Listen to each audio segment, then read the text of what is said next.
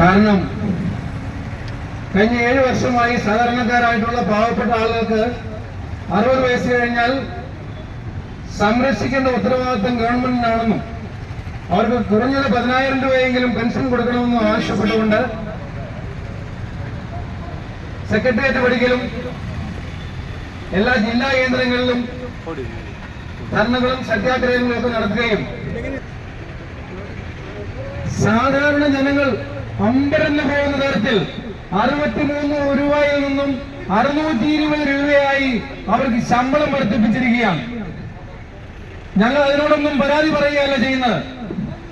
എന്നാൽ ആശാ വർക്കേഴ്സിനും തൊഴിലുറപ്പുകാർക്കും അതേപോലെ തന്നെ സ്കൂളുകളിൽ കുഞ്ഞുങ്ങൾക്ക് ആഹാരം വിളമ്പി കൊടുക്കുന്ന ആയമാർക്ക് ഉൾപ്പെടെയുള്ള ആളുകൾക്ക് 200, 300, 400 രൂപയൊക്കെ മാസ ശമ്പളം കൊടുക്കുമ്പോൾ കൊലപാതകവും വലിയ കുറ്റകൃത്യങ്ങളൊക്കെ ചെയ്ത് ജയിലിൽ കിടക്കുന്ന കോടതി ശിക്ഷിച്ചിട്ടുള്ള ആളുകൾക്ക് 620 രൂപ വരെ പ്രതിദിനം ശമ്പളം കൊടുക്കുന്ന ഒരു സംവിധാനം ഈ രാജ്യത്ത് നീതിയാണോ?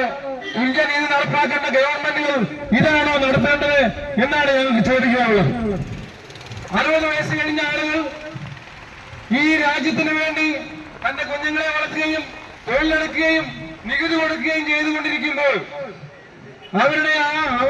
അവരുടെ വാർദ്ധക്യമാകുമ്പോൾ തൊഴിലോ മറ്റ് യാതൊരു തരത്തിലുള്ള ആനുകൂല്യങ്ങളോ ലഭിക്കാത്ത സാഹചര്യത്തിൽ അവരെ സംരക്ഷിക്കേണ്ട ഉത്തരവാദിത്വം ജനാധിപത്യ ഗവൺമെന്റുകളുടെയാണ്. ആ ജനാധിപത്യ ഗവൺമെന്റുകൾ ജനങ്ങളുടെയാണ്. ജനങ്ങൾ അവരുടെ ദൈനംദിനം കൊടുക്കുന്ന നികുതി പണത്തിൽ നിന്നും ഒരു 10,000 രൂപ കുറഞ്ഞത് ഓരോ 60 വയസ്സുകാരനും കൊടുത്താൽ ആ പണം ഈ നാട്ടിലെ സാധാരണക്കാരന്റെ കൈകളിലേക്ക് എത്തും. ഇവിടെ 50,000, 1 ലക്ഷമൊക്കെ പെൻഷൻ വാങ്ങുന്ന ആളുകളുണ്ട്.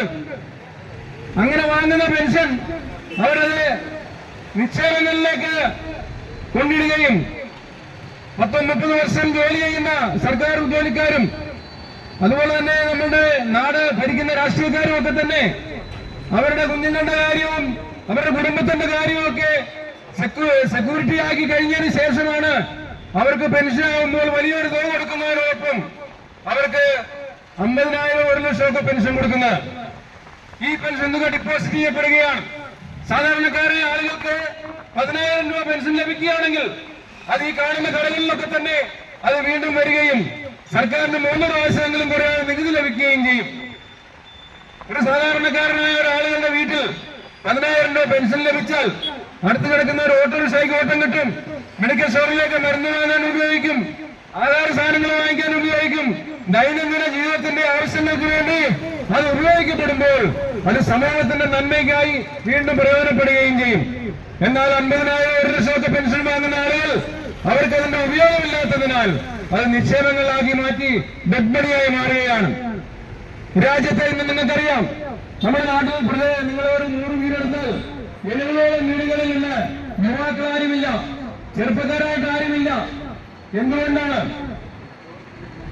നമ്മുടെ നാട്ടിലവർക്ക് സുരക്ഷിതമായി ജീവിക്കുവാനുള്ള തൊഴിലോ മറ്റു വരുമാന മാർഗങ്ങളോ നേടിയെടുക്കുന്നതിനുള്ള സംവിധാനങ്ങളില്ലാത്തത് കൊണ്ട് അവർ ഈ രാജ്യം വിട്ടുപോവുകയാണ്. 10ാം ക്ലാസും +2 പാസ്സായിട്ടുള്ള സാധാരണക്കാരായ ആരും പെണ്ണായ കുട്ടികൾ ഓരോ ഭവനങ്ങൾ